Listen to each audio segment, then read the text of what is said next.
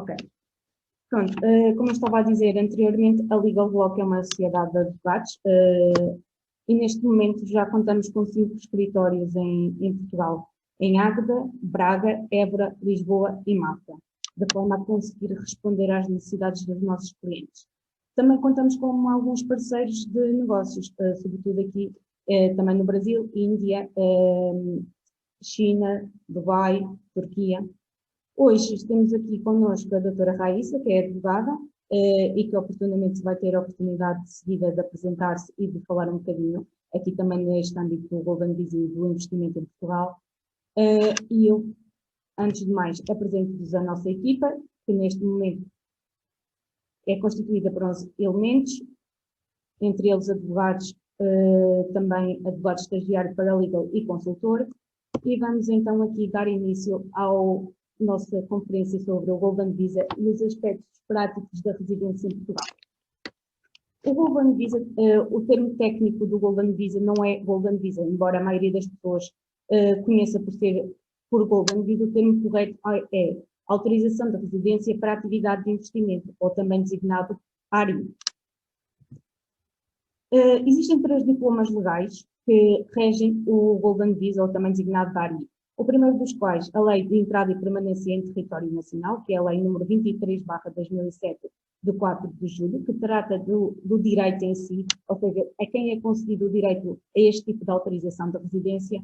Depois, o Decreto Regulamentar número 84/2007, 5 de novembro, que trata dos aspectos mais práticos da concessão do direito, como o agendamento e outras questões mais práticas. E depois, em última, a portaria número 305/2012, que regula as taxas e os encargos a cobrarem nestes procedimentos. Só uma nota introdutória, o Golden Visa, ou o ARI, entrou em vigor a 8 de outubro de 2012 e foi uma medida política de forma a lidar com a crise financeira que se iniciou em 2008. Este tipo de autorização de residência permite aos cidadãos nacionais de Estados terceiros possam obter uma autorização de residência temporária para investir, com dispensa de visto. Ou seja, este tipo de autorização de residência permite que os cidadãos residentes em Estados terceiros, fora da União Europeia, adquiram aqui a autorização de residência em Portugal através de um investimento que é realizado em território nacional. E, após a aprovação desta autorização de residência, permite que estes cidadãos circulem no espaço Schengen sem necessidade de visto. Podem entrar e sair de Portugal sem terem que apresentar um visto para conseguirem entrar. Quais são as grandes vantagens do Golden Visa? São 4. Destacar aqui 4 vantagens essenciais. Permite-nos viajar dentro do espaço Schengen sem visto, permite-nos entrar e permanecer em Portugal, ou seja, também sem visto, o reagrupamento familiar dos cônjuges, filhos menores e filhos maiores. Mas os filhos maiores têm que provar que são economicamente dependentes do investidor principal. Como é que esta prova é feita?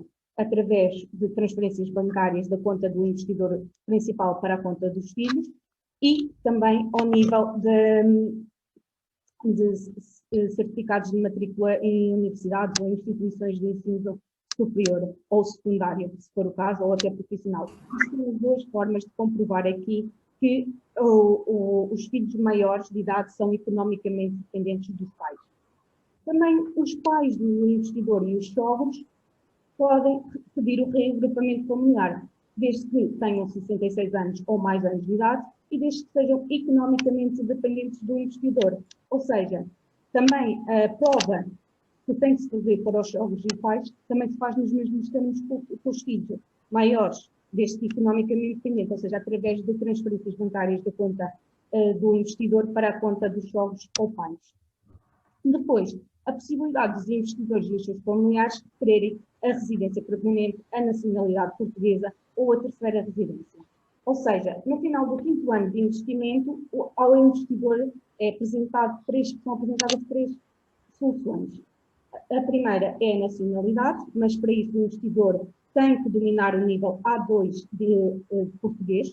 Se não dominar, não lhe é concedida a nacionalidade. Depois, também a residência permanente, mas também tem que dominar e ter um certificado de conclusão do curso de português do nível A2 com sucesso. E a terceira possibilidade é a terceira residência. Sendo que a terceira residência é para aqueles investidores que ainda não conseguem ter o nível A2 de português. Quais são então os requisitos para ao investidor ser concedido o Golden Visa? O primeiro dos quais é ser nacional de um Estado de um país terceiro. Os cidadãos provenientes da União Europeia não podem assim recorrer ao Golden Visa, tem que ser um país terceiro. Depois, tem que realizar um investimento em Portugal, sendo que assim, os tipos de investimento, vamos falar mais à frente, existem atualmente 8 tipos de investimento e é sobre eles que vamos falar. Depois, em terceiro lugar, o investidor tem que manter o investimento em Portugal durante 5 anos, ou seja, os 2 primeiros anos é o período de concessão do direito e o primeiro cartão, que é atribuído nestes anos, é válido por 2 anos. No final dos 2 anos, o investidor tem que fazer a renovação da autorização de residência. E esta renovação é feita por 3 anos, que prefaz um total de 5 anos de investimento, que têm que ser respeitados. E depois, os períodos mínimos de estadia em território nacional. Nos 2 primeiros anos, que é o período da concessão do primeiro cartão, o investidor tem que provar, e os reagrupados têm que provar que estiveram 7 dias em Portugal. Como é que os investidores aprovam que estiveram em Portugal? Através de faturas com o número de contribuinte português deles, que eles são obrigados a ter o número de contribuinte. Faturas como hotel, faturas como restauração, compras, viagens, isto tudo serve para provar que o investidor esteve efetivamente em Portugal. Sendo que no primeiro cartão é durante 7 dias e no segundo cartão tem que provar que esteve 14 dias em Portugal. De seguida,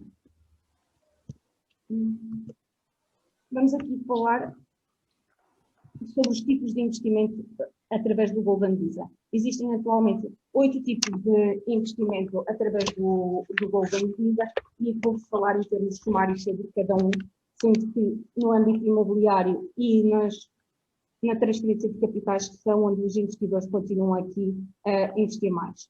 O primeiro dos quais é a transferência de capitais de montante igual ou superior a 1 milhão de euros. E neste caso, este investimento pode ser feito por uma sociedade unipessoal por cotas, não tem que ser só a nível individual. Se o investidor for o sócio único da sociedade por cotas, ou seja, se for uma sociedade unipessoal por cotas, podemos aqui, o investidor pode aqui requerer a autorização de investimento. E é também necessária a declaração de instituição de crédito a atestar a titularidade de uma conta com um saldo igual ou superior a 1 milhão de euros. Ou seja, temos que fazer aqui prova que houve efetivamente entrada em Portugal do capital no valor de 1 milhão de euros e que esse valor se encontra efetivamente em Portugal. Temos assim que provar através de uma declaração da instituição de crédito que esse valor foi transferido para Portugal. Depois, ao nível da criação dos 10 postos de trabalho, aqui o investidor tem que celebrar 10 contratos de trabalho e declarar perante a Segurança Social que contratou esses 10 trabalhadores. Sendo que nas zonas de baixa densidade populacional, aquelas designadas NUTS 3, o investimento pode ser aqui reduzido para 8 contratos de trabalho. Existe esta possibilidade. Depois, ao nível da aquisição de imóveis de valor igual ou superior a 500 mil euros, o investimento, neste caso, também pode ser reduzido para 280 mil euros, caso seja efetuado em zona de baixa densidade populacional. O investidor pode onerar, neste caso, o imóvel, ou seja, pode fazer uma hipoteca, desde que na parte que excede os 500 mil euros. Ou seja, o valor mínimo de investimento tem que estar sempre livre de ónus ou encargos. Não pode ter qualquer tipo de ónus associado aos 500 mil euros. Mas, por exemplo, se o investimento for de 700 mil euros, o investidor pode fazer um encargo ou um ónus sobre os 200 mil euros que sobram. Ou seja, o investimento mínimo tem que estar sempre salvaguardado e não pode ter qualquer tipo de ónus associado. Depois, O imóvel também pode ser adquirido em compropriedade, ou seja, é possível duas pessoas, dois investidores, adquirirem o mesmo imóvel. Imaginemos a situação em que o imóvel está a ser vendido por 1 milhão. É possível comprarem estes dois investidores o imóvel, ou seja, cada um adquire a metade, ou seja, cada um investe 500 mil euros. Se os valores mínimos de investimento estiverem respeitados, podemos aqui então adquirir o imóvel em compropriedade. Depois, ao nível dos documentos que é necessário entregar ao SEC, existem duas possibilidades. Ou entregar a certidão predial do imóvel, que comprove que o imóvel já está em nome do investidor, ou entregar o contrato de promessa de compra e venda. Neste âmbito, o SEC tem facilitado e permite submeter o processo na plataforma com o contrato de promessa de compra e venda. O ideal é ser a escritura, ou seja, a escritura ou a certidão predial, mas o SEC também tem facilitado nesse âmbito e permite que o contrato de promessa seja aqui entregue e sirva de comprovativo do investimento em Portugal. Depois, ao nível do quarto investimento, aquisição de imóveis com 30 anos ou situados em zona de reabilitação urbana, estes têm que ser de valor igual a 350 mil euros. Ou seja, há aqui duas hipóteses neste tipo de investimento. O imóvel ou tem que ter 30 anos, obrigatoriamente, ou localizar-se em zona de reabilitação urbana. Um destes requisitos tem que estar cumprido. Não é possível, se submetermos um processo sem respeitar este requisito, o processo não vai ser aprovado pelo SEC e vai cair em saco roto, como se costuma dizer. Os investimentos, neste caso, podem ser reduzidos para 280 mil euros, caso seja efetuado em zona de baixa densidade populacional, as NUTS 3. O imóvel também pode ser adquirido em compropriedade, também existe essa possibilidade neste tipo de investimento. E o investidor também pode honorar o imóvel na parte em que excede o valor do investimento, ou seja, os 350 mil euros ou 280 mil euros, quando se trata de imóveis em zona de reabilitação urbana. E também tem que entregar aqui o CPCB, ou a certidão predial, ou a escritura. E aqui uma nota muito importante, é também necessário entregar o contrato de empreitada. Ou seja, porquê? Porque existe aqui a possibilidade do investidor, como se trata de prédios antigos, fazer a reabilitação e fazer obras para melhorar a qualidade do imóvel. Sendo que, ao fazer obras para melhorar a qualidade do imóvel, o investidor tem que fazer obras que subam 2 níveis no certificado de admissibilidade. E o valor do imóvel, da aquisição do imóvel e o valor das obras tem que ser igual ou superior a 350 mil euros. Não é possível aqui fazer um valor de investimento menor, exceto tratar das zonas de reabilitação. Depois, a transferência de capitais no montante igual ou superior a 350 mil euros, que seja aplicado em atividades de investigação, de investigação desenvolvidas por instituições públicas ou privadas. Este não é atualmente, este e o seguinte investimento, o seguinte tipo de investimento não são atualmente investimentos muito utilizados. Muito raramente há aqui lugar a eles. Por isso eu não os vou desenvolver muito e vou-me debruçar sobre os que são mais usados, que são mais requeridos e que são aprovados efetivamente. Passando então para o... Posso só fazer uma questão? Peço desculpa. Sim. Quando referiu, portanto, a diminuição dos 20%, que é dos 350 mil para os 280, não é eu penso que não seja na área de reabilitação urbana, mas sim nas áreas de baixa densidade, correto? Sim, nas áreas de baixa densidade. Não é a reabilitação, porque isso é os 30 anos ou a área de reabilitação. Falando de baixa densidade populacional, eu disse isso, mas a seguir disse as NUTS, que é a NUTS 3. Sim, é isso mesmo. Okay. Uma das duas dá efetivamente possibilidade a este, se cumpridos os outros requisitos, claro, dá efetivamente possibilidade ao investidor aqui de referir o Golden Visa. Sim. E nas obras que disse tem que subir 2 níveis? Pode só repetir essa parte? Sim. Imaginemos que se trata de um investimento dos 350 mil para reabilitação.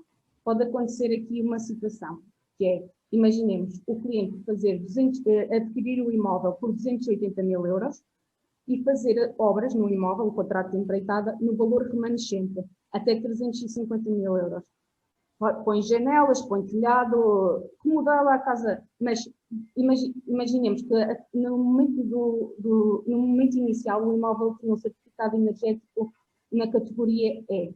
Tem que passar para 2 categorias acima. É isso. É o certificado energético, é isso? Exatamente, exatamente.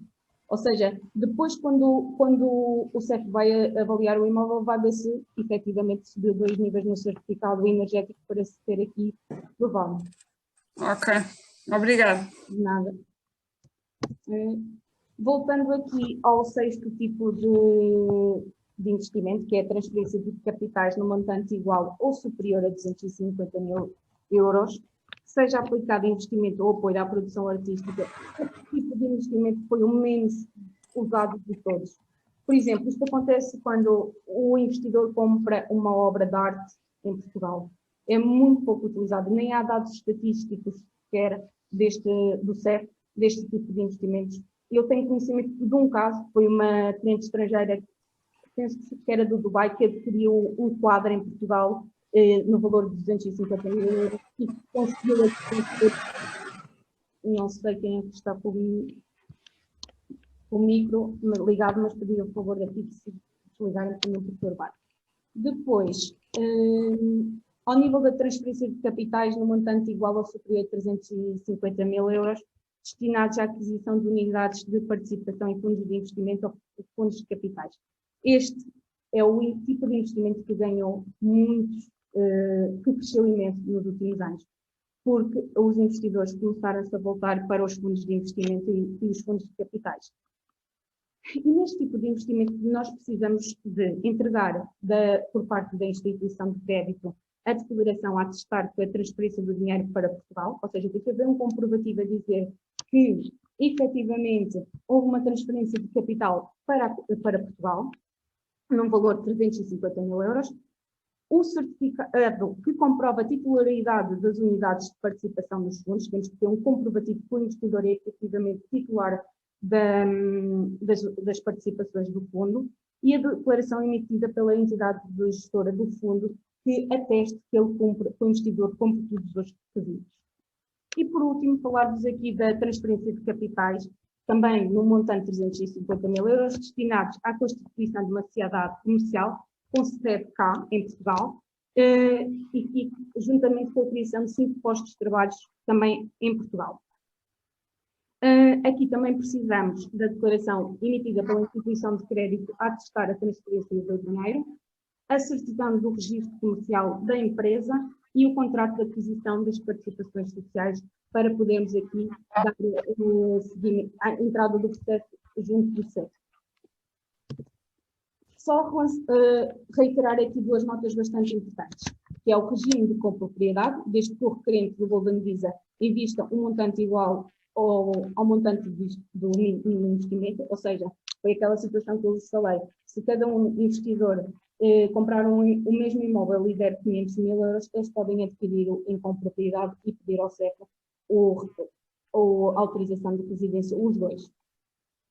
E depois também existe aquela possibilidade de o investidor investir em Portugal através de uma sociedade unipessoal por cotas, em que, caso que ele é o único sócio, o CEF admite, e a lei também admite, que o investimento seja feito através da sociedade e não através a nível pessoal.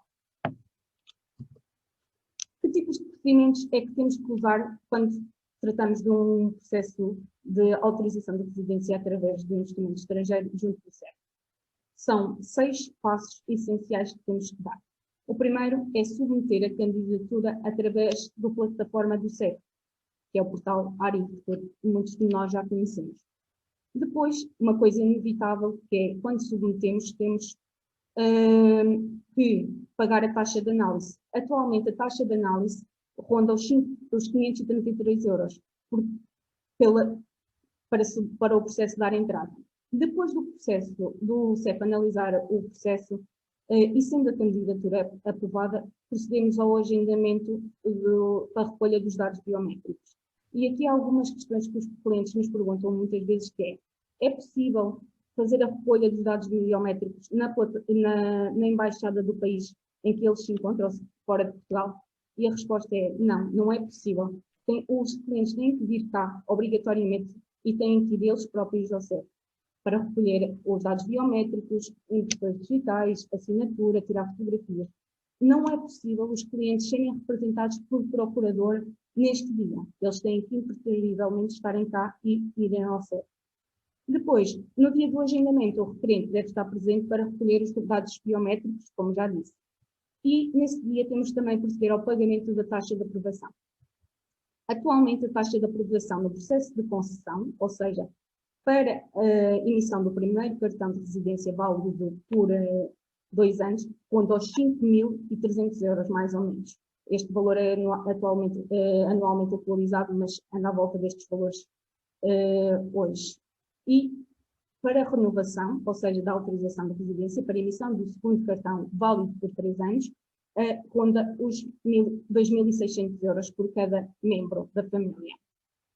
Depois, o CEF recebe a autorização, os documentos e todos os dados e avalia o processo e, caso esteja tudo em conformidade, emite a autorização de residência através do cartãozinho que nós conhecemos, alguns de nós, e envia para o cliente. Deixo-vos aqui alguns dados estatísticos da autorização de residência para investimento, desde outubro de 2012 até maio de 2021, isto é de acordo com o último relatório do CEF, em que temos aqui 9.777 autorizações de residência concedidas, depois 16.615 reagrupados, ou seja, o reagrupamento familiar também está muito presente, porque os investidores querem trazer a família mais próxima. Aqui uma nota importante, não é possível reagrupar tios, cunhados, nem primos. Isto, muitos clientes perguntam-nos, nem irmãos. Os irmãos, os primos e os tios não são possíveis de ser reagrupados. É somente os filhos, os pais e os sogros. Só esses é que podem ser reagrupados. Ao nível da aquisição de imóveis, de destacar 9.170 ARIs aprovados, que dá este valor gigante ao nível do investimento total. Ao nível da transferência de capitais, também, aquilo que eu disse anteriormente, tem vindo a ganhar relevo, já com 578 processos aprovados. A criação de postos de trabalho continua um bocadinho abaixo, um bocadinho bastante significativo abaixo. Neste momento só temos o ano passado foram 17 e este ano 19, penso, mas comparado com os outros tipos de investimento, fica um bocadinho aqui aquém das expectativas. O que faz este valor gigante de investimento total desde 2012 até 2021, de acordo com os dados do último relatório do CEF. No entanto, o nosso legislador, em 2021, a 12 de fevereiro, aprovou aqui um decreto-lei para mudar um bocadinho as coisas, o sistema, porque se rege o Golden Visa. Porquê? Passamos aqui a ter os valores mínimos de investimento sobem. E é isso que vamos aqui debruçar de seguida. Estes valores mínimos de investimento vão entrar em vigor a 1 de janeiro de 2022. Até lá, tudo permanece igual ao que está atualmente, de acordo com a lei em vigor, sendo que as alterações serão para processos submetidos a partir de 1 de janeiro de 2022. Estas novas regras que vão entrar em vigor também não se aplicam às renovações de autorizações de residência. Imaginemos que o investidor já investiu o ano passado, em 2020, e vai fazer a renovação em 2021. A esse investidor não se aplicam as novas leis e também ao nível da concessão ou renovação de autorizações de residência para reagrupamento familiar, quando o investidor tenha tido aprovado o processo até 1 de janeiro de 2022, ou seja, se o processo do investidor principal já estiver aprovado a 1 de janeiro de 2022 e os reagrupados forem pedir autorização de residência, essas novas leis, que entrarão em vigor a 1 de janeiro de 2022, não se aplicam a estes investidores de reagrupamento familiar. Depois, falar aqui das transferências de capitais para Portugal, que vai subir de 350 mil euros para 500 mil euros o valor mínimo de investimento. Ao nível da constituição de sociedades em território nacional, conjugada com a criação de 5 postos de trabalho, o investimento sobe também de 350 mil para 500 mil euros. E depois, também a transferência de capital para atividades de investigação também vai subir igualmente de 350 mil para 500 mil. Posto isto, termino a minha apresentação. Se tiverem alguma dúvida que eu possa ajudar a esclarecer, sintam-se à vontade. Se não houver dúvidas, passaremos aqui então para a minha colega Raíssa.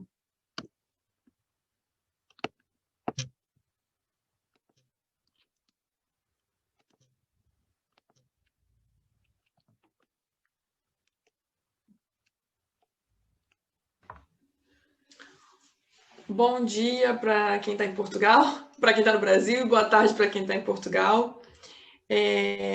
Eu acho que eu preciso que encerre para eu conseguir compartilhar, Fátima. Certo. Penso que já é possível.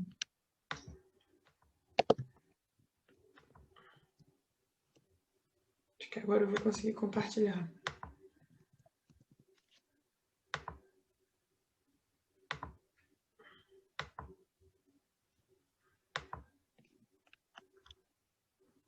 Foi? Compartilhamento foi? Sim.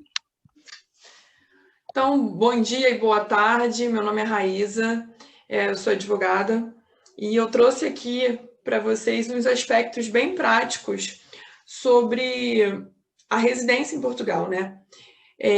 A Fátima trouxe bastante informação sobre o Golden Visa e, gente, desculpa.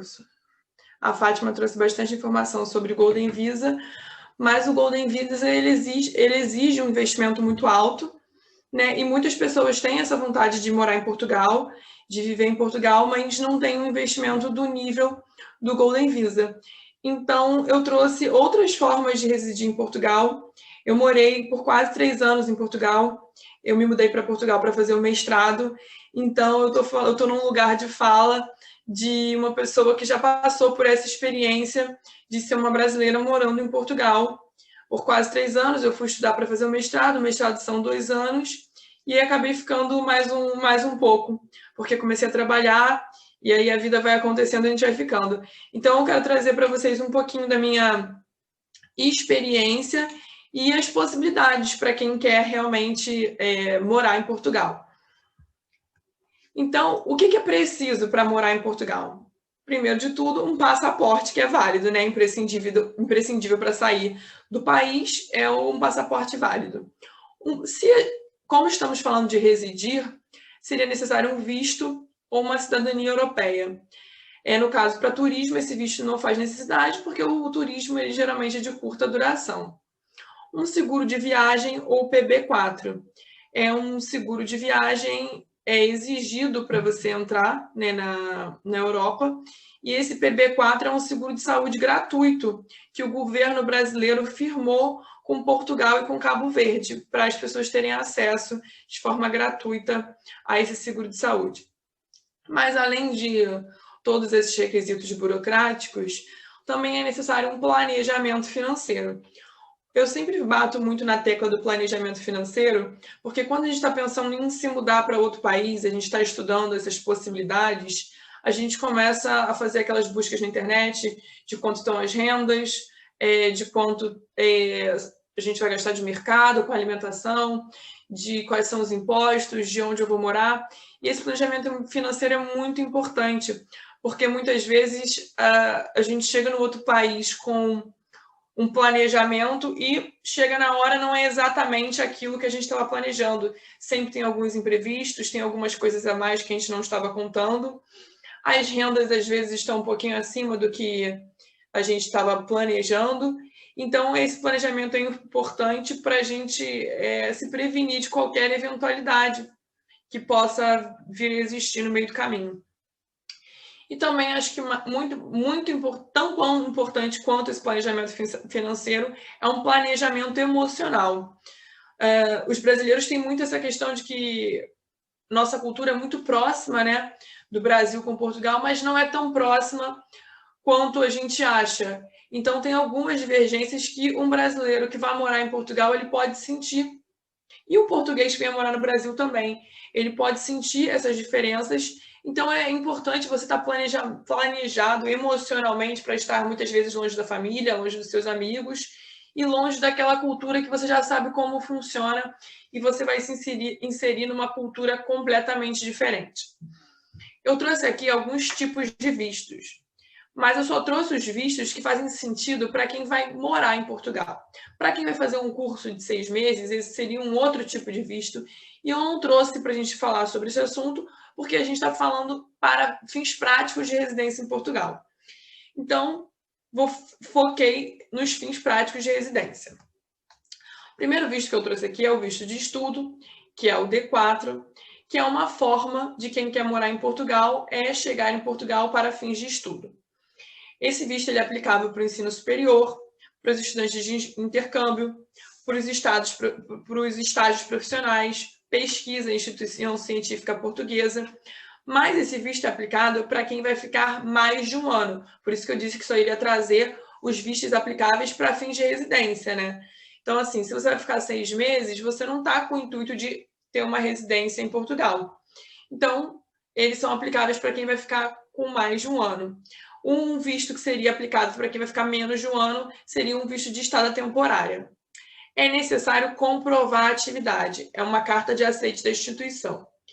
E isso é importante, porque quando a gente está se planejando para tirar o visto e para resolver toda essa documentação de uma mudança para Portugal, se você tomar essa decisão para tirar um visto de estudo, você tem que ser bem organizado, porque as instituições, muitas vezes, de ensino, elas vão te liberar o aceite muito próximo de quando vai começar as suas aulas. Então, você tem que antes conseguir uma documentação com a universidade para você já dar entrada nesse visto e se organizar de uma forma que você consiga ter um tempo de resolver toda essa documentação e embarcar para o país, para você também estar ali quando vão começar as suas aulas. Então, é sempre importante que você tenha realmente um auxílio para resolver essas questões, porque elas são burocráticas e elas têm que ter um timing muito bom para funcionar. E eu estou falando por experiência, porque quando eu fui me mudar para Portugal, a faculdade só liberava os aprovados, né, com 15 dias de antecedência das aulas. E com 15 dias eu não conseguia pedir um visto para Portugal, porque o prazo é de 30 dias. Então, eu comecei a fazer o processo antes com a minha inscrição, antes de saber se eu iria ser aprovada ou não. Por quê? Porque senão não iria ter tempo hábil de aplicar para o visto e me mudar. Então, são detalhes importantes que quem está acostumado a realizar esse processo vai conseguir entender para passar para quem está solicitando o visto. E o visto de estudo, quando você terminar os estudos, vai ser necessário mudar a categoria. Então, isso é importante frisar, que você vai com os fins de estudos, mas depois você decidiu continuar, você vai ter que continuar ali em alguma outra categoria de visto, porque você não vai conseguir comprovar o estudo. Para ficar claro, quando se pede o visto, não simplesmente se pede o visto e ganha um visto sem um prazo. O visto tem um prazo, o prazo é curto, geralmente o prazo é de 3 meses do visto, e quando você chega a Portugal, você tem que renovar esse visto, você tem que estar constantemente renovando. A primeira vez o prazo é curto, na segunda vez você já tem um prazo maior. E aí o Serviço de Estrangeiros e Fronteiras, ele vai aumentando o seu visto, mas você tem que ir lá para comprovar que você de fato está estudando e que você realmente está exercendo a atividade que você se propôs. Então, ao fim dos estudos, você precisa mudar essa categoria de visto. Aí teria que ser analisado, né, o que a pessoa está fazendo naquele momento em Portugal, se foi trabalhar ou se, enfim, continuou estudando, o que mudou ali para requerer um outro tipo de visto. Trouxe também aqui a possibilidade de visto de trabalho. O visto de trabalho, antes de tudo, é necessário ter um contrato de trabalho ou uma promessa de contrato de trabalho. Também existe um visto para profissionais altamente qualificados, são pessoas que têm cargo de direção e a empresa manda para fora do país ou precisa, né, que aquele profissional esteja em outro país, então ele tem uma facilidade de conseguir um visto porque ele está inserido na categoria de profissionais altamente qualificados. Só que esse visto de trabalho, ele tem alguns requisitos. E os requisitos é que a vaga de emprego ela tenha sido anunciada numa plataforma pública, não ter sido preenchida por nacionais portugueses, não ter sido preenchida por nacionais dos Estados-membros da União Europeia, nem dos estados que têm livre circulação de pessoas, não ter sido preenchida por nacionais de estados terceiros com livre circulação e não ter sido preenchida por trabalhadores nacionais de estados terceiros, ainda que com residência irregular. Então, o visto de trabalho ele é um pouco mais burocrático, porque eles precisam ter, porque o governo português precisa ter certeza que você não está tirando a vaga de nenhum nacional e nem de alguém que já esteja lá. Então, você tem que comprovar por que você está saindo do seu país para trabalhar no outro país, por que motivo, né? A vaga não foi preenchida, não tem profissional qualificado, para não prejudicar o mercado interno, né? Então, tem esses requisitos. Pela experiência, tive casos de clientes que têm empresas e realmente precisavam de profissionais com uma qualificação específica que não estavam encontrando e resolveram fazer uma carta convite para esses profissionais irem trabalhar em Portugal. Mas como a empresa não preencheu esses outros requisitos que estão aqui embaixo, anúncio em plataforma pública, a vaga ter sido preenchida, o empregado chegou para entrar em Portugal com a carta, com a promessa de contrato de trabalho, com o contrato de trabalho em algumas situações, e ele de fato não conseguiu entrar em Portugal. Ele foi impedido de entrar em Portugal porque ele não tinha esses outros requisitos que foram cumpridos. Então, realmente é importante e é levado a sério. Então, na prática, já vi acontecer em várias situações do tipo. Então, o visto de trabalho ele tem esses requisitos. Novamente, né, é o que eu sempre falo, o ideal é que, quando vá fazer esse tipo de solicitação de visto, que seja bem orientado. Porque, além dos requisitos práticos que eu estou trazendo aqui, a lei ela é bem densa, estabelecendo uma série de documentos que eu não vou trazer aqui, que são documentos bem específicos, mas que precisam estar todos bem elaborados e a documentação precisa estar bem completa para que se consiga um visto e para que se consiga uma entrada em Portugal. O outro visto é um visto de empreendedor, que é diferente do que a Fátima trouxe para vocês. A Fátima falou muito sobre o Golden Visa, que tem um investimento muito mais alto. Mas o visto de empreendedor, ele é aplicado para aqueles imigrantes que eles pretendam abrir um negócio em Portugal. Mas não é um negócio do porte do negócio do Golden Visa. É um pequeno e médio empreendedor. Então, ele vai fazer uma atividade relevante para o país, mas ele não tem o capital para fazer um investimento tão alto. Mas, ainda assim, ele vai fazer ele está levando uma atividade relevante. Ele precisa demonstrar, além dessa atividade relevante para o país, que ele tem capacidade financeira para o empreendimento. É um valor bem mais baixo de investimento, mas ainda assim precisa de uma documentação robusta, com um plano de negócios, muitas vezes que já está com a empresa aberta em Portugal, com conta da empresa aberta, com um saldo bancário depositado na empresa. Então, tem alguns requisitos que precisam ser cumpridos. Esse visto de empreendedor, ele é muito utilizado para quem quer comprar franquias, né? Que em Portugal a gente chama muito de franchising. Então, a pessoa que quer ir para Portugal para investir numa franquia, ela utiliza esse visto de empreendedor, que é um investimento muito mais baixo. Tem franquias em Portugal que giram em torno dos 30 mil euros. Então, assim, a gente está falando de um valor muito mais baixo do que do Golden Visa e uma possibilidade também de se entrar em Portugal, né, de forma legal através desse visto de empreendedor e com um investimento mais baixo, apesar também de precisar de uma documentação bem robusta. Temos essa outra modalidade de visto, que é o Startup Visa. Como Portugal está num momento muito bom com essa questão da inovação das startups, esse visto ele possibilita que os imigrantes que pretendam abrir uma empresa inovadora em Portugal, eles sejam autorizados, né, eles consigam esse visto. Mas tem alguns requisitos também, né? Existe um programa totalmente específico voltado para esse Startup Visa, né? E precisa ser aprovado por uma incubadora portuguesa. O imigrante, antes dele chegar em Portugal, ele já tem que ter tido essa aprovação da incubadora. E esse projeto vai ser acompanhado do início ao fim pela incubadora. Ele precisa ter um saldo na conta bancária de 5.146,08 cêntimos, né? Um valor bem quebrado, assim, mas para se manter em Portugal, então tem esse requisito, né, de você conseguir se manter, e é feita uma análise do potencial econômico daquela startup. Qual é o potencial de geração de negócio, geração de capital para o país. E o potencial de faturamento da startup tem que ser de 325 mil euros por ano, ou um valor acima dessa quantia por ano dentro dos 5 anos após o início do contrato com a incubadora.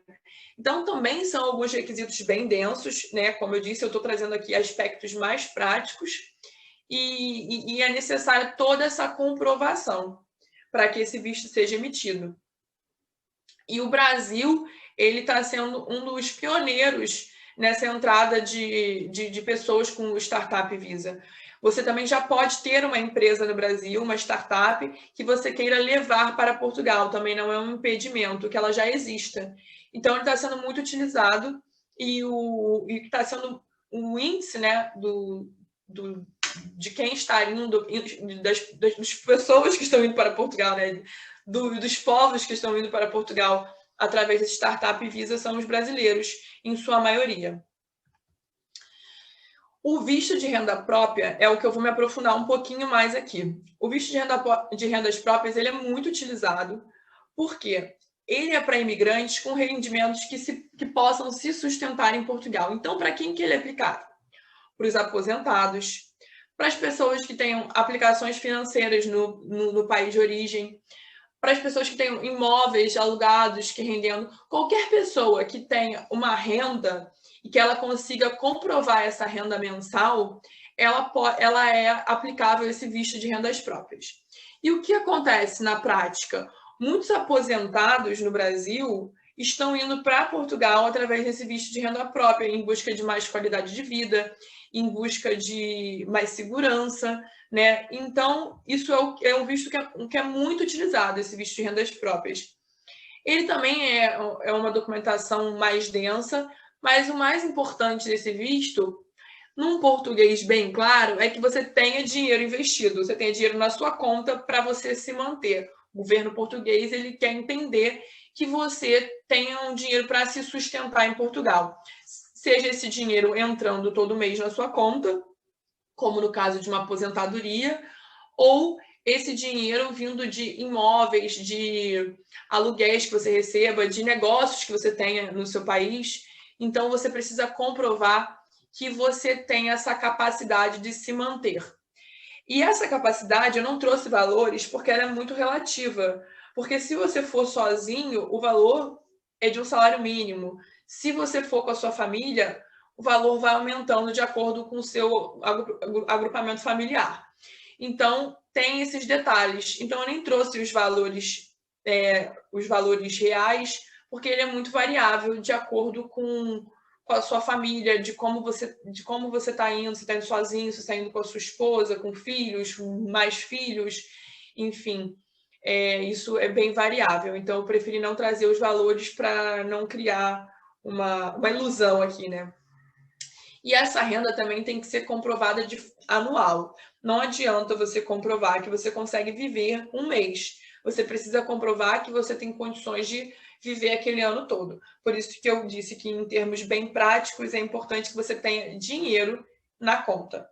É basicamente isso que interessa, que você consiga viver ali aqueles 12 meses se mantendo através dos seus rendimentos.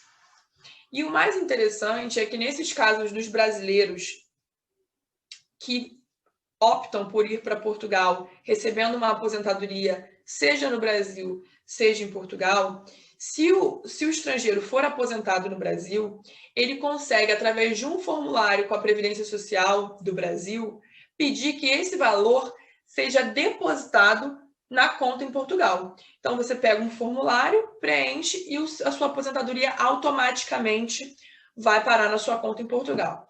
Só que aí nós temos um problema. É proibida a bitributação.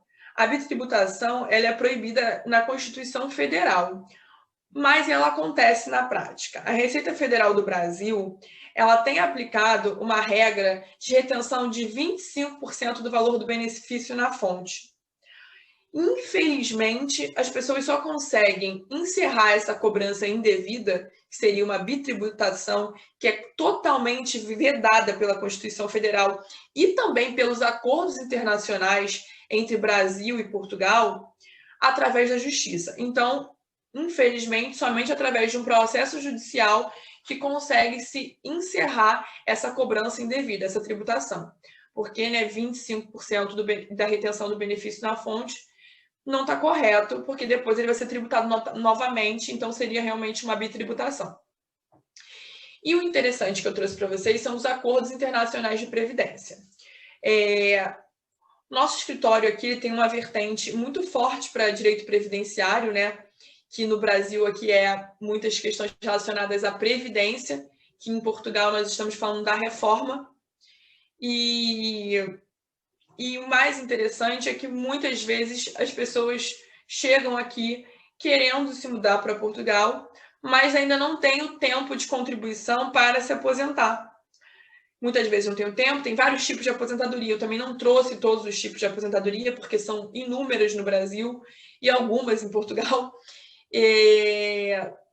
Elas são muito parecidas, tem algumas divergências com relação à idade para se reformar, né? Mas eu não trouxe todas elas porque é muito específico, tem que se analisar caso a caso. Então, eu não gosto de trazer nenhuma informação que possa confundir. Mas uma das preocupações que eu recebo é que a pessoa não tem o tempo de contribuição, nem a idade, para se aposentar no Brasil, mas gostaria de ir para Portugal e não sabe como vai ficar essa vida, né? Como é que eu vou fazer? Então, existem diversos acordos internacionais de previdência do Brasil com diversos países do mundo, mais especificamente com Portugal, que você pode somar o tempo trabalhado nos dois países. Então, o que acontece? Você contribuiu em Portugal, você contribuiu no Brasil a vida inteira, trabalhou anos aqui no Brasil e quer se mudar para Portugal. Esse seu tempo de contribuição no Brasil, ele pode ser somado com esse tempo de Portugal. E aí a gente escuta falando por aí de forma leiga que você vai ter duas aposentadorias. Não é bem assim. Você vai ter um benefício fracionado. Realmente você vai receber pela instituição do Brasil e pela instituição de Portugal. Mas esse benefício, ele é fracionado. Vai ser analisado o tempo de contribuição em cada país e a partir dessa análise do tempo de contribuição, de você contribuiu tanto tempo no Brasil e tanto tempo em Portugal, vai ser feito uma média aritmética de quanto irá receber por Portugal e quanto irá receber para o Brasil. Então, essa preocupação do como eu vou me aposentar se eu parar de trabalhar aqui, eu já tiro da cabeça de quem vem me procurar, porque esse tempo de contribuição ele é contado. E assim, o procedimento nem sempre é simples, mas ele é possível através das agências internacionais de previdência social. O brasileiro que muda para Portugal, ele também tem um estatuto de igualdade de direitos com os portugueses. E a partir desse estatuto de igualdade, também tem direito à pensão social de velhice, que é um benefício pago aos portugueses, que os brasileiros também têm direito, que seria, não é uma reforma, mas é uma pensão social de ajuda para os mais velhos. Então, os brasileiros também se aplicam a essa pensão social por velhice. Então, o que eu quero trazer aqui é essa questão de quem vai a Portugal com esse visto aqui de rendas próprias ou que não foi por medo de não conseguir se reformar. É importante ter essa consciência que é possível trabalhar no Brasil, trabalhar em Portugal, inclusive se foi um sujeito que trabalhou em diversos outros países, esses tempos de contribuição, eles se juntam para a sua reforma, né, para a sua aposentadoria. Porém, nesse caso dos brasileiros, a Receita Federal do Brasil está aplicando uma bitributação de forma ilegal que realmente só consegue ser combatida através da justiça. Enfim, eu trouxe aqui uns pontos importantes que eu acho que não são tão focados em relação ao visto, mas que são interessantes para quem está com essa intenção de mudar para Portugal. Então, volto ao ponto do planejamento financeiro, que eu acho que ele é o mais importante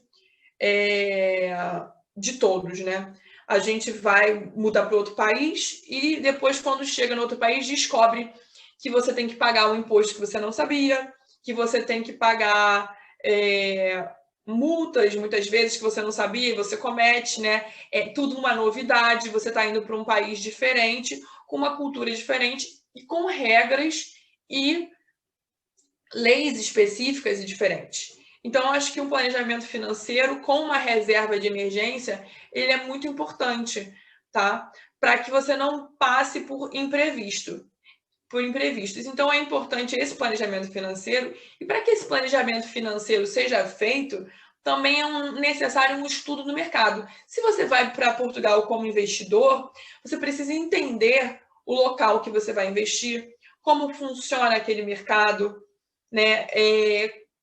Quão aquecido está aquele mercado. Se você vai através do franchising, eu tive a experiência de trabalhar numa multinacional focada em franchising e muitas vezes os brasileiros chegavam lá e não sabiam nada sobre aquela região e compravam franquias num shopping, num centro comercial, para ficar mais claro, num centro comercial que eles não sabiam o que tinha ali ao redor. Então, esse planejamento e estudo do mercado é importante, seja para o que você for fazer, seja para fins de investimento, seja para fins de estudo. É sempre importante você ter uma noção de como funciona o mercado em Portugal, de como funciona tanto o mercado de trabalho como o mercado que você está pensando em investir. Esse estudo ele é primordial para que você não tenha surpresas. Outra coisa que eu considero muito importante é pesquisar sobre as regiões e freguesias. Quando você está fazendo uma mudança de país, você precisa entender para onde você está indo. E é importante que você tenha consciência das regiões e freguesias, porque Portugal, apesar de não ser um país tão grande, é um país que a gente tem muita diferença de rendas e de hábitos e de costumes de uma ponta a outra. Então, se você não sabe para onde você está indo, você não consegue se planejar. Então, é importantíssimo que você estude sobre a freguesia que você vai morar, sobre a região que você vai morar, para que você faça uma escolha acertada, sabendo as informações necessárias. Outro ponto importante é que o brasileiro, quando ele chega em Portugal, ele precisa do NIF, que é o número de inscrição fiscal, que é como se fosse o nosso CPF aqui no Brasil. Como se fosse, não, é igual ao nosso CPF no Brasil. E para a obtenção desse NIF, é sempre necessário um português que responda por você. Então, muitas vezes as pessoas chegam em Portugal sem saber que é necessário ter esse NIF e elas não conseguem encontrar ninguém para resolver essa questão e ficam perdidas e ficam muito tempo sem o NIF e sem poder fazer coisas simples, né? Porque não tem esse NIF. Então, uma das orientações é que quando você estiver nesse processo de mudança, você já se organize para conseguir obter o seu NIF. Que eu acho que se eu pudesse falar para alguém qual a primeira coisa que você faz quando chegar em Portugal, vai tirar seu NIF, que seria uma indicação. Então, é importante que você busque profissionais que estejam aptos a realizar esse tipo, uma ajuda para você realizar esse tipo de tarefa, que são umas tarefas que aparentemente são simples, mas que chega na hora, são um pouco mais burocráticas. Outro ponto que eu acho importantíssimo é a abertura de conta em Portugal. Pela minha experiência, quando eu me mudei para Portugal, eu já tinha uma conta aberta em Portugal. Eu abri através do Brasil essa conta. Por quê? Porque quando a gente está indo de viagem, é diferente, né? Você vai ali com dinheiro na mão, que você vai gastar na viagem, você vai com um cartão de crédito, você vai com um cartão de viagem. Só que os nossos cartões brasileiros de crédito, a gente paga muito imposto por essas transações.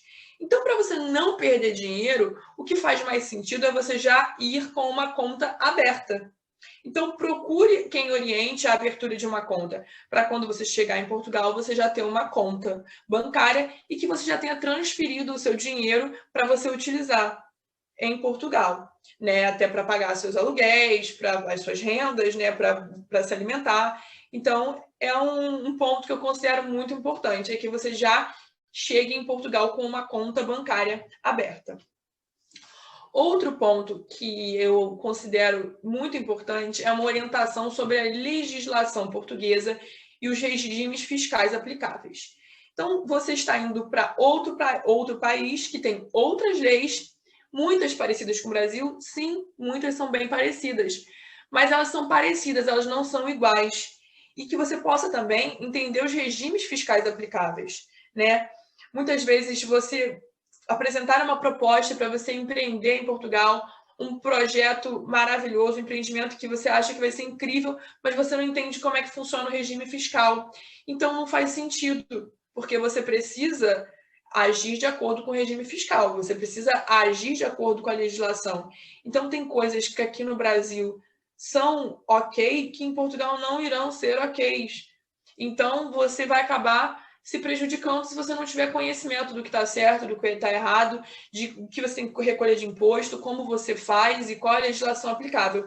Então, é importante essa informação, você ter um profissional que consiga te orientar sobre essa legislação, sobre os regimes fiscais, sobre as regras, sobre as leis, sobre como funciona o país. E outro ponto, que não menos importante do que os demais, é pesquisar sobre a cultura local. Quando o brasileiro chega em Portugal, a gente acha que é tudo muito parecido, porque a nossa língua é igual.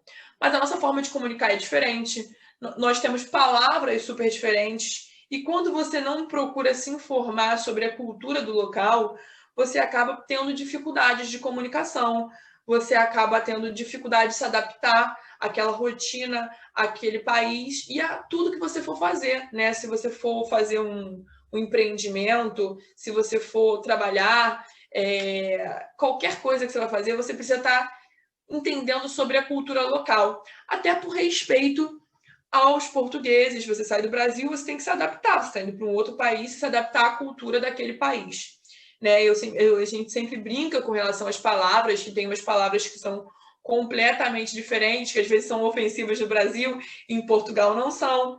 Tem muitos detalhes, né, que você precisa entender como funciona. Então, é importante se informar sobre a cultura do local. E, por fim, acho que agora a gente vai abrir para dúvidas, né, Fátima? Antes de abrirmos para esclarecimento de dúvidas, só dar aqui 3 notas importantes na sequência do que a Raíssa disse, que é muito importante. Ao nível da tributação, existe também um instituto, que é o regime dos residentes não habituais, que permite aqui evitar a dupla tributação, desde cumpridos 2 requisitos, que é o requisito de não ter sido considerado residente fiscal em Portugal nos últimos 5 anos e depois tornar-se residente fiscal em Portugal. A forma de se tornar residente fiscal em Portugal é através de um comprovativo de residência cá, ou que pode ser um contrato de arrendamento, uma escritura pública de compra e venda, são os meios mais usados para comprovar aqui a residência fiscal em Portugal. E este instituto permite aqui evitar a dupla tributação dos cidadãos estrangeiros que investem em Portugal, porque permite-lhes estar aqui durante 10 anos, ou não pagando impostos, ou pagando impostos a um valor bastante reduzido. E é um regime que tem cada vez mais adeptos e tem vindo a crescer nos últimos anos. E penso que funciona aqui como um meio complementar ao meio que a Raíssa mencionou e pode aqui ajudar alguns dos vossos clientes colegas a optarem por este investimento, por este programa também.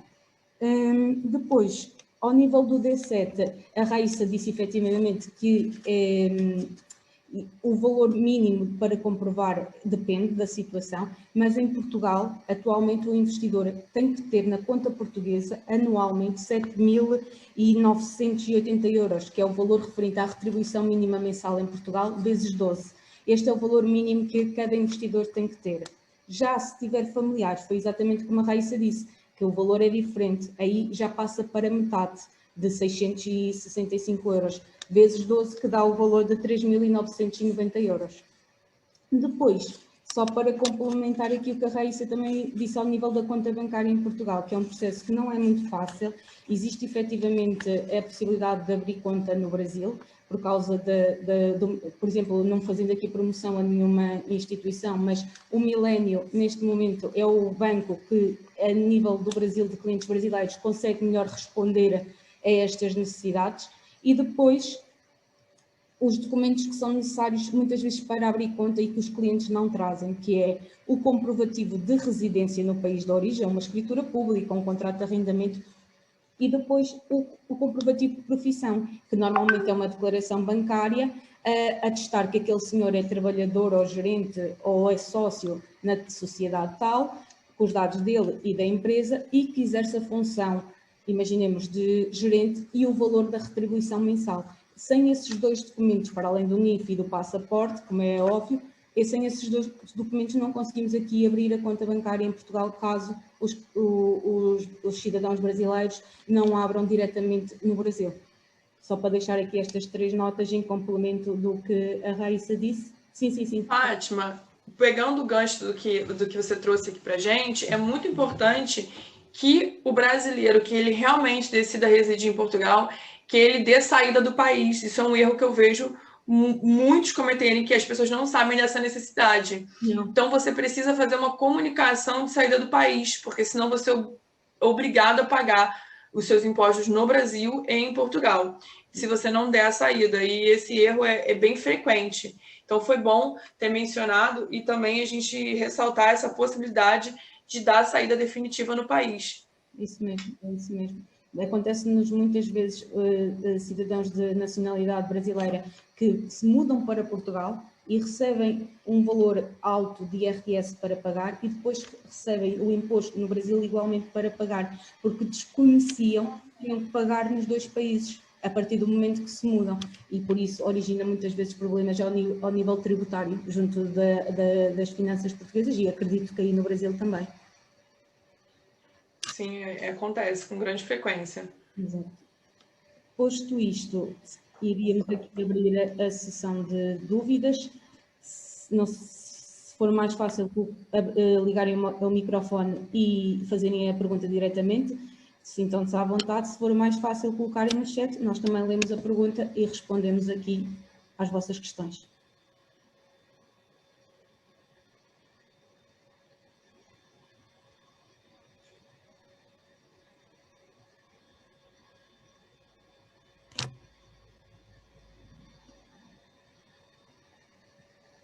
O Fernando Madeira está-nos aqui a dizer para completar a informação sobre a saída fiscal do Brasil. Eu penso que se refere à questão de declaração de que irá sair do Brasil e que se irá mudar para outro país. Penso que seja isso.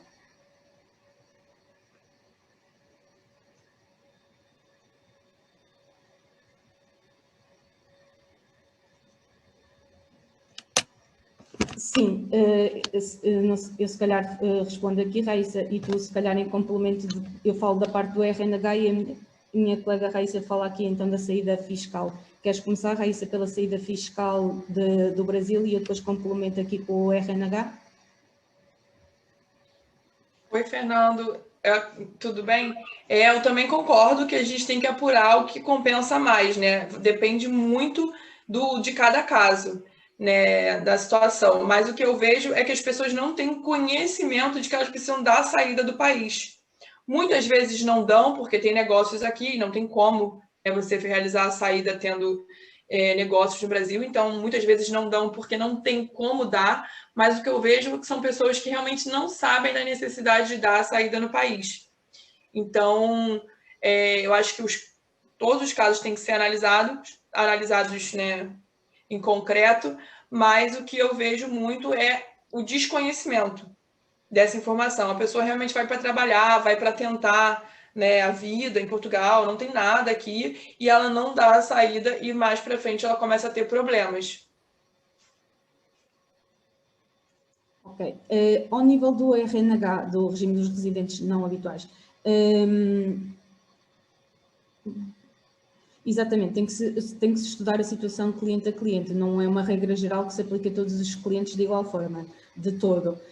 Normalmente, o que nós fazemos é que, quando surge um cliente, perguntar-lhe, a primeira questão é saber o que é que ele pretende fazer em Portugal, se vai ser reformado, se vai exercer atividade em Portugal, como é que ele vai permanecer em Portugal. Ainda há pouco tempo tivemos aqui na Legal Block 2 clientes de nacionalidade brasileiras, que eles vieram no início do Covid, só que depois, com as restrições aéreas, eles não conseguiram retornar. E ficaram aqui durante quase um ano, retidos. E eles, ao fim de um ano, perguntaram-nos de que forma podiam aqui economizar, porque estavam a pagar muito de impostos, tanto no Brasil como cá em Portugal já estavam a começar a gastar muito dinheiro por um motivo, porque arrendaram uma casa, compraram um automóvel, porque têm a intenção de, no futuro, viver para Portugal. E nesses casos, o RNH, consoante o tipo de rendimentos e de atividade dos clientes e também um bocadinho de encontro às pertenças dos clientes em Portugal ou no Brasil, acaba aqui o RNH para ajudar a evitar a dupla tributação, porque muitas vezes ou ficam sem pagar qualquer tipo de impostos cá, ou o valor dos impostos a pagar, por exemplo, nos reformados passa para 10%, antigamente era 0%, não pagavam impostos, mas com a última alteração à lei do RNH passaram a ser tributados em 10%, que é um valor relativamente baixo comparado com o valor de tributação normal. Penso que respondemos aqui à pergunta do Fernando. Obrigada, Fernando. Obrigado. Desculpe. Sim, diga. Liguei o microfone. Eu escrevi a pergunta, nem era tanto em pergunta, era em jeito de complemento ao que estavam a dizer, porque realmente um dos principais problemas com o RNH é efetivamente as pessoas terem feito passos errados quando vêm estudá-lo pela primeira vez, não é? Portanto, é importante ser primeiro estudado antes das pessoas começarem a mudar a morada, irem às finanças e dizerem que vivem cá e coisas do género. Portanto, isto era só um complemento. Agora vou pôr aqui uma pergunta, é mais fácil eu escrever, que é mesmo extremamente prática e é visto gold, puro e duro, e resulta da última atualização que fizeram aqui às fichas do CEF. Fernando, ficou sem... O microfone fechou. Exatamente. Ok, voltei a ligar. Pronto, a minha pergunta está aí. É mesmo muito prática e resulta das últimas atualizações das fichas informativas do CEF. Exato. Aqui ainda não está a pergunta, aqui está só a introdução. A pergunta é simples, qual é o conteúdo deste contrato de promessa? Eu estou a falar em relação ao contrato de promessa, só o que me interessa aqui. Queria ouvir a vossa opinião, eu também tenho a minha, mas juristas devem partilhar. Obrigado. Mas a opinião ao nível da elaboração do contrato de promessa? Não. Qual é o conteúdo deste contrato de promessa? O conteúdo, normalmente o que nós colocamos é, identificamos as partes, o imóvel, o preço. Sim. Não, eu estou a dizer conteúdo em termos de objeto. Eu, contratos de promessa, já fiz centenas, portanto estou a familiarizar. Estou a falar o conteúdo em termos de objeto. Qual é o objeto deste contrato de promessa para esta situação concreta que eu aqui coloquei? A lei passou a prever previsto. A lei não, os esclarecimentos, que isto não é a lei.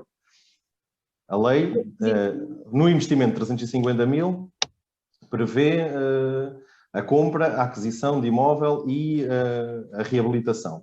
E agora, muito surpreendentemente, há 3 semanas atrás atualizaram a ficha e passou a constar isto que nós aqui vemos. Pode ser feito por meio de contrato de promessa de compra e venda. Isto é uma novidade que levanta inúmeras questões que ninguém responde. Isto era mais para partilharmos todos e ver aqui a sensibilidade de cada um. A minha pergunta é a mesma. Qual é o objeto deste contrato? É só um imóvel? É um imóvel de um serviço? É o quê? Eu já É uma pergunta de $1 milhão. Eu já fiz várias Golden Visas com CPCVs. Submetemos o processo na plataforma com o CPCV, porque na altura ainda não tínhamos realizado a escritura de compra e venda. Fizemos sempre um contrato básico de compra e venda, assinado por ambas as partes, devidamente autenticado, e submetemos na plataforma e foi aceito o processo. Ao nível de se é um imóvel, se é para arrendamento familiar, se é para exploração comercial, o CEF não tem levantado problemas em relação a isso. Pelo menos dos processos que nós fizemos, não levantou qualquer tipo de problemas. O contrato de promessa de compra e venda era um contrato típico, o típico contrato de promessa, e já fizemos tanto para arrendamento com para fins comerciais como para habitação. Não tivemos esse problema, por acaso. Não sei se o Fernando teve essa experiência, se não... Não, mas é assim, mas a questão é um contrato de promessa de 500 mil euros. Sim, claro que tem cláusulas. Não. O que eu estou a dizer é, para os 500 mil euros, isso é pacífico. A única exigência que nós temos é que ele tenha eficácia real e seja registado em cima do imóvel, para garantir a pessoa, não é? Essa é a única, e a partir do momento da eficácia real tem que liquidar impostos. A minha questão agora muito concreta é, e neste caso dos 350 mil? Mas e neste caso dos 350 porque a modalidade dos 350 mil não é de aquisição de imóvel, é a aquisição de um projeto entre compra e reabilitação, certo? Portanto, onde é que nós colocamos aqui a reabilitação? Se fizermos um contrato de promessa, que ainda por cima nos exige que o sinal seja pelo menos 350. Eu, por acaso... Quem é que faz a reabilitação? Resume-se tudo a isto. Eu, por acaso, já o fiz, e fiz da seguinte forma. Posso partilhar a experiência, que foi um imóvel de reabilitação em Vila Nova de Gaia, e correu bem, graças ao CEF que nos escolheu, que foi o CEF de Coimbra, e fizemos da seguinte forma. Fizemos compra e venda, já submetemos o processo com o registro, já é feito em nome dos nossos clientes, e fizemos o contrato de empreitada à parte e submetemos os dois. Tanto o registro através da certidão, com a escritura e a certidão predial, e o contrato de empreitada também submetemos. E foi aprovado. Mas continua a não ser a minha pergunta. Vamos ouvir o senhor. Mas eu explico, mas eu acho que sei qual é a sua pergunta. Eu sei que sabe, alguém tem que saber, porque esta é a questão que interessa responder até ao final deste ano, se a lei não mudar. Claro. Esta é a questão que vai resolver a vida a toda a gente. Digam. Eu vou-lhe dizer qual é a minha opinião. Não obstante eu nunca ter feito isso, submetido a um processo desses, mas eu vou-lhe dizer qual é que é a minha opinião e partilho com todos. Eu acho que aquilo que deve ser feito é um contrato, que é um CPCV misto, ou seja, é um regime contratual híbrido. Contém um contrato de promessa de compra e venda de um determinado imóvel, com determinadas características, e concomitantemente pode ter ou uma terceira parte, ou a contraparte até pode ser o próprio limitante comprador, no caso de ser uma sociedade imobiliária que tenha como fim construção, que se compromete também a fornecer a empreitada. Mas isso está patente no contrato de empreitada, João. É preciso a empreitada do...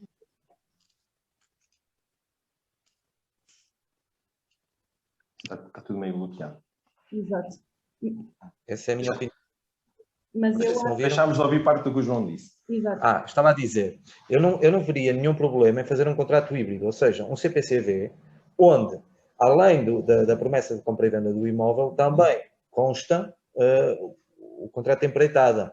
E aí pode estar uma segunda parte, mas essa é a minha opinião. Eu percebo que aquilo que a Fátima diz é o que me faz mais sentido, ou seja, CPCV de um lado, contrato de empreitada do outro em separado. Agora, eu admito o regime híbrido do contrato de promessa de compra e venda no caso de a sociedade que vende proceder também à construção, porque não é despiciente, nós vemos aí muitos promotores que fazem isso. Agora, se o CEF está a aceitar isso ou não, não faço ideia, é o que o CEF não aceita essa modalidade de contrato, João. Pelo menos até hoje. Até hoje não... Mas repara uma coisa, mas para mim faz todo o sentido que aceite, porque é assim, eu sou construtor, tenho uma casa e digo-te assim, Fátima, eu digo ao Fernando, eu prometo vender-te esta casa e ao mesmo tempo que te prometo vender, a casa passa para a tua propriedade e eu vou-te fazer a construção, vou-te fazer a reabilitação da casa. Qual é que é o problema disto, em termos contratuais? Eu também concordo contigo, mas neste momento o CEF ainda, na apresentação, ainda não aceita esse tipo de contratos. O CEF é muito restrito nos documentos que aceita. E a única forma que nós conseguimos processos aprovados até o momento foi o CPCV de um lado e com o contrato de empreitada do outro. Existem efetivamente essas situações em que o vendedor e o construtor são a mesma entidade, existem, mas submetemos em processos em dois documentos, o CPCV e o contrato de empreitada. Mas também sou da opinião que devia facilitar aqui os procedimentos, porque ainda são processos bastante conservadores ao nível de documentos, mas até ao momento ainda não aceito esse tipo de contrato. Basicamente, ok, obrigado. Basicamente, a maior dificuldade do CEF é efetivamente não os nossos processos, os processos dos nossos clientes não serem analisados por juristas habilitados, minimamente habilitados. Claro. Ou portanto, seja, isso é o primeiro passo. E parece-lhes tudo a mesma coisa. Na maior parte deles nem são juristas. Padrão. A maior parte deles nem são licenciados em Nem Direito. são licenciados e pouco, eu todos os dias de manhã, às 8 da manhã, ligo para o CEF há um mês para tentar um agendamento. E há um mês eu obtenho todos os dias a mesma resposta, que é: doutora, peço imensa desculpa, mas ainda não abriram as vagas. Como é que uma pessoa que trabalha com este tipo de clientes explica que, infelizmente, não há vagas em Portugal para nenhum tipo de autorização de residência, seja D7, D2, D4, familiares da União Europeia, Golden Visa, não há nada neste momento, nada. Ok, muito bem. Mas Já passei por isso. Continuamos sem responder à minha pergunta. Agora vamos pensar. Eu estou por toda a gente a pensar, está bem? Eu fui habituado a fazer isto e é isso que eu agora queria, porque não há soluções para isto e quem for à frente vai sempre andar a arriscar. Basicamente é o que estamos a fazer, não é? Vamos submeter todas as informações, e acreditem que já explicacei bem o CEF para obter informações, e a resposta é sempre a mesma. Eles não dão pareceres prévios, os pareceres são sempre aos processos. Ora, ninguém quer obrigar um cliente a gastar 300 ou 400 mil euros só para ir ver qual é a opinião do CEF, não é? Porque ela depois pode ser contrária e nós temos que explicar isso ao cliente e não é nada agradável. A minha questão é, tanto com a solução dada pelo João, como pela a ideia transmitida pela Fátima, se nós olharmos novamente ali para a norma, o que nós dizemos é que este contrato de promessa tem que pagar pelo menos 350 mil euros de sinal. E vai liquidar impostos por 350 mil euros, portanto vai pagar IMT e SEL por 350 mil euros. Portanto, das duas uma, ou a compra do imóvel, ou seja, a parte de compra do imóvel é 350 mil euros, ou se a parte de compra do imóvel for só 50 ou for só 100, o resto é para a reabilitação. Portanto, íamos submeter, digamos, na tese da Fátima, íamos ter 2 contratos, um de 50 e outro de 300, não é? Um de compra e outro de reabilitação. Os 2 contratos iam ser de promessa, porque é o que diz ali a norma, não é? Contrato de promessa de compra e venda. Só que o contrato de promessa de compra e venda não é para obras. O contrato de promessa de compra e venda é para imóveis. Portanto, nós vamos ter um contrato de promessa de empreitada. E isso já não está na lei. Ou seja, já não há, como nós aprendemos, quem é de Coimbra, já não há a mínima ligação com a letra da lei. Diz, Fátima. Eu compreendo, mas acho que não. Porque acho que também o João tem razão. Porque eu fiz sempre assim, eu submeto o processo no CEF e... Mas submete com uma compra efetiva, não com uma promessa. Não, eu submeto com uma compra efetiva e a empreitada efetiva, ou seja, claro. Não é promessa. Pronto, mas eu estou a falar agora aqui na promessa, que é isto é que vai fazer com que nós, em vez de fazermos 1.500 vistos este ano, façamos 7 ou 8 mil, que é o que eu espero que aconteça este ano. Eu acho que vamos fazer por um motivo muito simples, porque os investidores estão assustados com a alteração à lei. Não estão nada. Estão aflitos para gastar o dinheiro. Eu quero ver se submeto pelo menos 50 até ao fim do ano. Portanto, quero uma cota. Mas diga-me só uma coisa, porque apesar e respeito completamente a sua opinião. Nós estamos a discutir isto. É jurídico, não há certezas. Exatamente, estamos a discutir. Mas a mim não me faz nenhuma espécie que eu dê o nome em iuris e faça todo um contrato. Voltamos. João, explica que fica sem som. De contrato de promessa, compra e venda, não é? E pelo meio, eu faça a parte relativa a um contrato de empreitada. A mim não me faz confusão. Aliás, misturar tipos contratuais é normal, faz parte. Sim, um contrato e fica toda...